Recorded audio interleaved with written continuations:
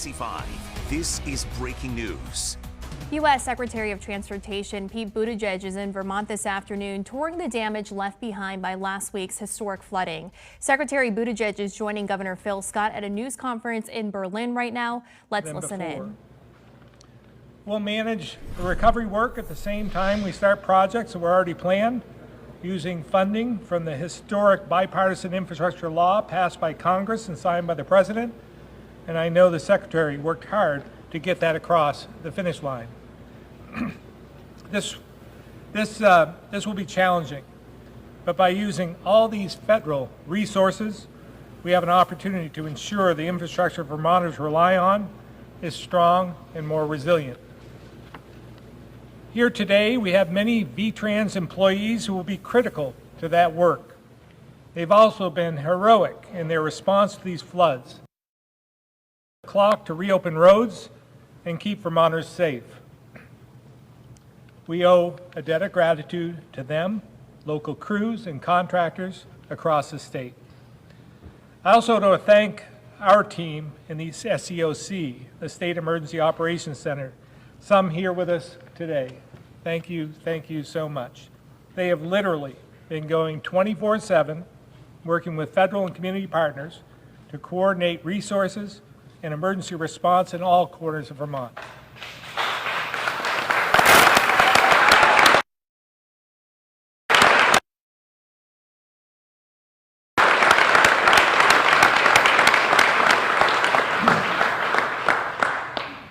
They're working hard day in and day out to serve the state they love, and we're very fortunate to have such a strong team at the helm. Part of the state of emergency, I continue to be inspired by the resiliency of Vermonters. We've seen this before, whether it was after Irene or during the pandemic. Also shown time again, they're willing to step up, push through hard times, and meet the moment. We've seen neighbors helping neighbors, communities organizing to those in need to help those in need, volunteers helping each other, other homeowners to muck out their homes, businesses donating supplies and more.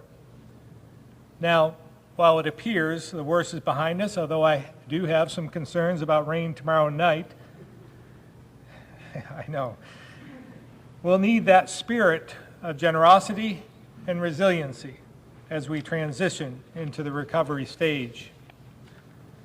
And I know people are still hurting, and the pain and damage caused by these floods won't be healed overnight. So we can't lose focus on the task at hand. And we need every impacted Vermonter to know we're in this with you until the end of this long road ahead. My team and I will continue to make sure you have as many resources as possible to rebuild and recover. And I also know Vermonters will continue to step up, be Vermont strong and tough too. With that, it's my sincere honor to turn it over to Secretary Buttigieg and once again thank him and his entire team for their commitment to Vermont and helping us through our time of need. Being here has sent a powerful message, and we're so very grateful. Mr. Secretary.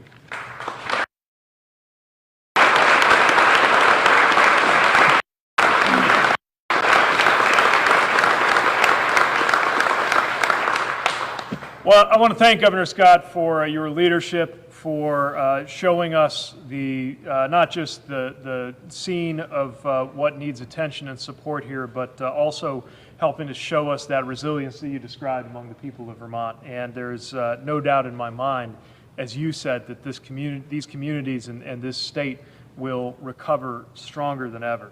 I want to recognize Senator Welch, who was with us earlier today, as well as Senator Bernie Sanders. I have been in touch with both of them, as well as Governor Scott throughout this process, and also Representative Balint, who was with us as we were meeting with people who have been impacted and visiting impacted communities. I want to thank all of the state and local leaders who are joining us here, our Federal Highway Administrator, Shailen Bhatt, and his team, as well as all of our DOT personnel, FEMA, who have been so central to this response, And most importantly, want to join the governor in acknowledging the first responders who have worked tirelessly across the state and region for the last week, who have rescued hundreds of residents and facing one of the worst natural disasters to hit this region in a century, exemplifying the bravery and the responsibility that people feel here to look after one another.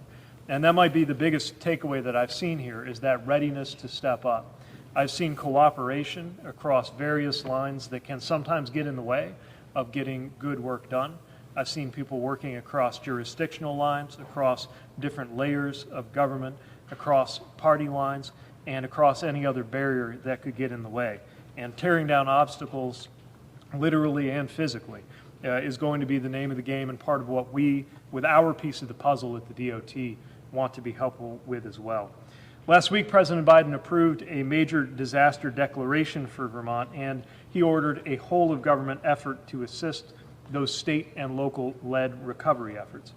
As Vermont moves from the mode of immediate response to long-term recovery and begins the hard work of rebuilding from this disaster, I want to emphasize that the entire federal government, including the U.S. Department of Transportation, stands ready to continue to assist any way we can.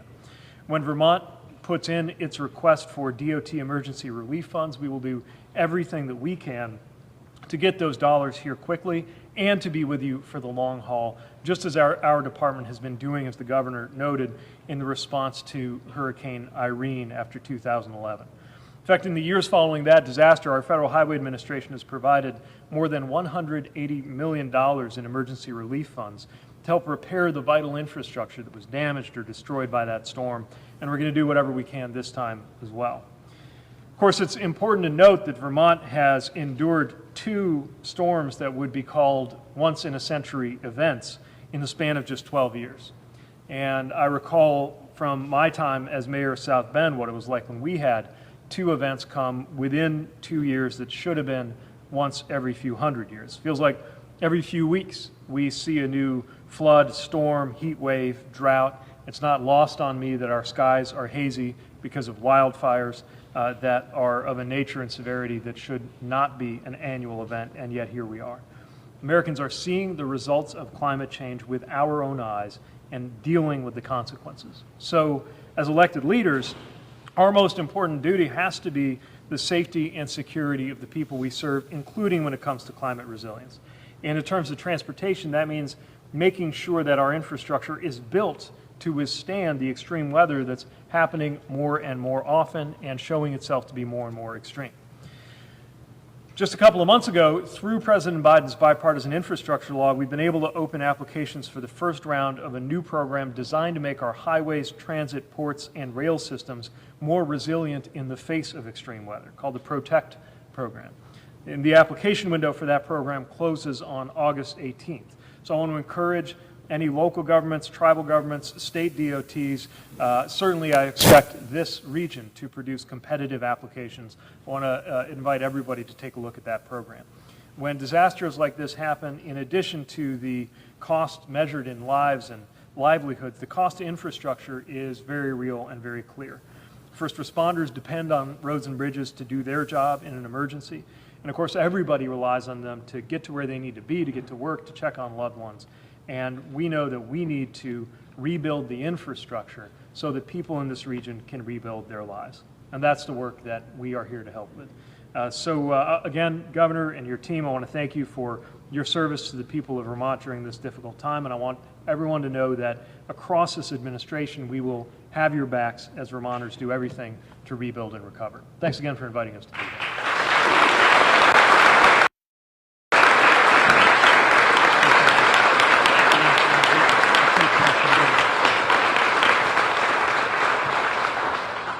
Mr. Secretary, I know you're on a tight time frame, but we'd like to take a few questions if we could. Sure thing. Secretary, when we get to the point of the U.S. DOT actually distributing funds to Vermont, how will the department make sure that those funds are distributed equitably, particularly in the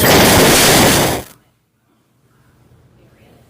Well, with emergency relief funding, there are 2 layers to that funding. What's called quick release, which is to get dollars out quickly, and then there's the reimbursable basis for the longer run. And that is based on the request that comes in from the state. And I know this is a state that's paying a lot of attention to making sure different communities are served well. The governor was pointing out the economic hardship that a lot of the communities we saw have already been through. We were looking at how areas like Woodbury and Hardwick are trying to use tourism and recreation to build an economy that's been through a lot. We saw Barry, and I know that there's been a lot of concern here. Obviously, our administration cares deeply about equity as well. And sometimes that means racial equity. Sometimes that means making sure rural areas or economically underserved areas are being taken care of.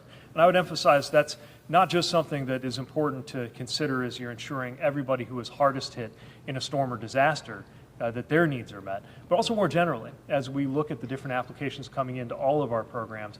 And we're really proud of the record we are building up of making sure that underserved and overburdened communities see at least their fair share of the funds.